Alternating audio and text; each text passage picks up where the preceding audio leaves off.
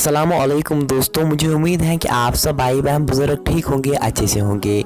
दोस्तों इस वीडियो में हम बात करने वाले हैं एक दर्दनाक वाक़ा के बारे में दोस्तों, जो कि हमारे कश्मीर में पेश आया है।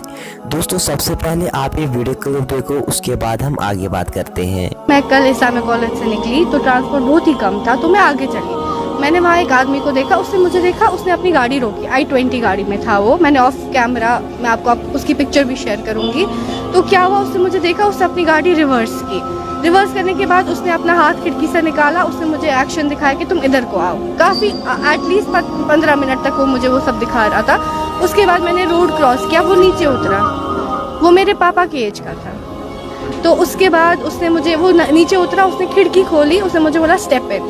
मैं दूसरे साइड से गई, वो नीचे उतरा, उसने मुझे बोला चलो, एक्शन ही दिखाया, फ़ोन नंबर दे दो। ये तकरीबन आधा घंटा कंटिन्यू हो गया, तकरीबन आधा घंटा ये हुआ।